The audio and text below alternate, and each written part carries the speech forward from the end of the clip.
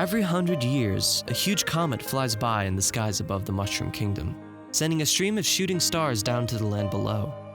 In celebration of the comet's arrival, the Mushroom Kingdom holds an event known as the Star Festival. Super Mario Galaxy starts off when Mario receives an invitation from Peach to join her and the kingdom in the festivities and to receive a special gift.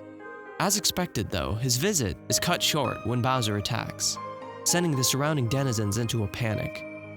Bowser and his fleet capture the castle, with the plan of taking it to his future stronghold, a galaxy of his own making at the center of the universe. Mario attempts to fight back, but to no avail. He's quickly defeated by Bowser's minions.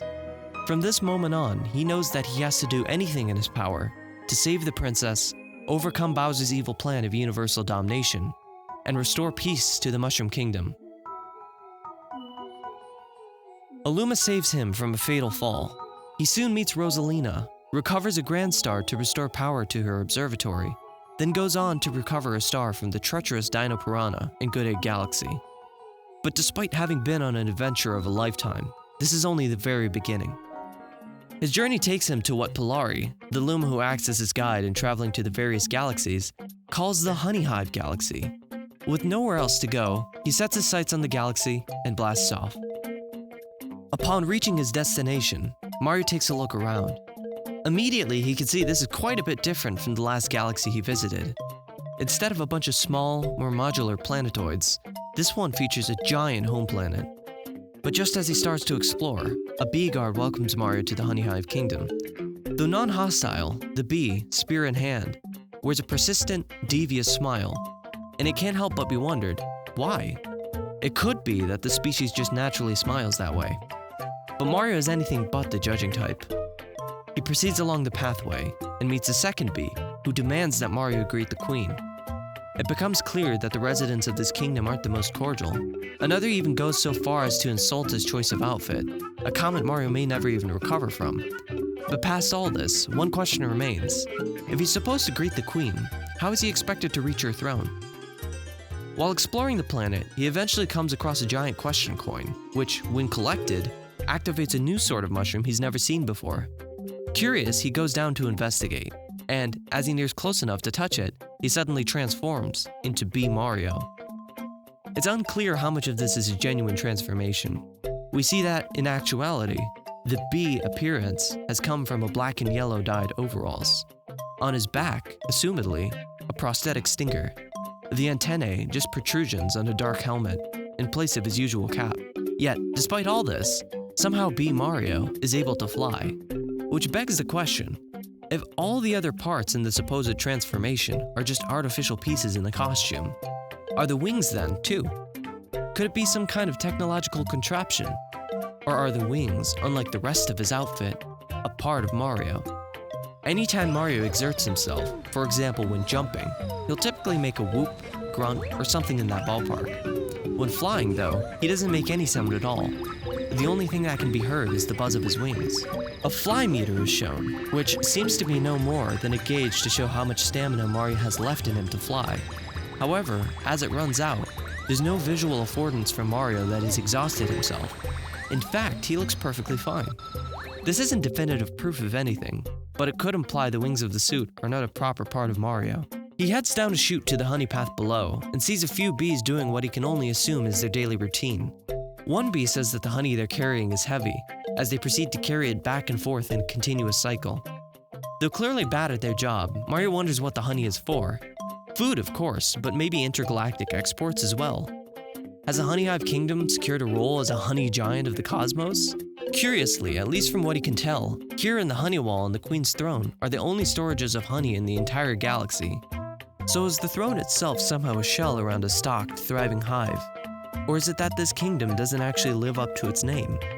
There are only 15 residents of this kingdom, not including Queen Bee herself, and 5 of them are guard bees.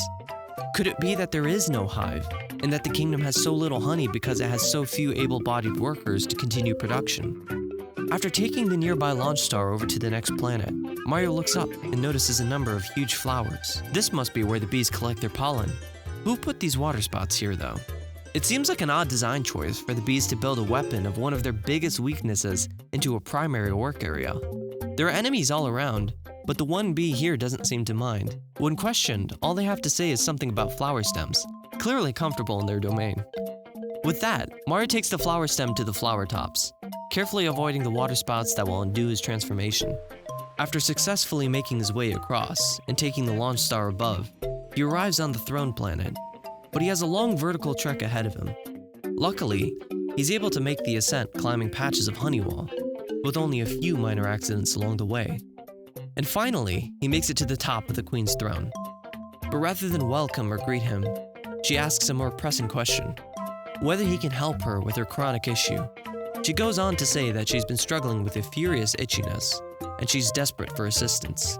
It's clear that Mario has to do something about it, but what? Upon further investigation, we discover the cause of the itchiness is these launch star chips, scattered around within her fuzz. While he can retrieve some of the chips just by jumping, others are far too high to reach. But there is a bee mushroom here too, and that might just do the trick. He grabs it and heads back to assist the Queen. He flies up with all his might to grab another remaining star chip, but then notices, with his bee abilities, he's actually able to climb on her. In fact, he's able to completely explore her body, and all the while, she seems to quite enjoy it. That tickles, she says, but Mario is a man on a mission and won't let himself be distracted by bee nonsense any longer. He continues his search for the remaining star chips scattered around her abdomen, and eventually finds the very last one. Finally, the chronic itchiness has come to an end. The Queen thanks Mario for his bravery, and using the star chips, creates a launch star for him, directed at an unknown location. Seeing as his work here is done, he decides to take the launch star to wherever it may bring him. And then, after landing, he finds himself back at the planet he arrived on, but this time at the very top of the largest tree in the galaxy. And he's not alone. A number of friendly faces are here, dancing, relaxing, or even sleeping. At first, Captain Toad is scared of what he believes to be a bee, but realizes it's just Mario. He explains the situation, that he and his team escaped from the castle when Bowser attacked, and lastly, he presents Mario with a power star. This level, while fairly straightforward and acting as a sort of extension to the game's tutorial, has and still does strike me as odd. From the bizarre bee power-up and its strange use, the general disconnectedness of the kingdom, and the fact that we only coincidentally get a power star from Captain Toad, rather than the Queen who we assist. But the nonsensicality that Mario Galaxy can, at times, bring to the table, in my opinion, is part of what makes it so memorable. If you made it to this point, thanks for sticking around this far. I really enjoy a more narrative style, especially with Nintendo content, and really wish more people did stuff like this, even if it's super goofy. Assuming this gets more than like 10 views, I'll probably make more content like this in the future. Anyway, that's all I got. Bye!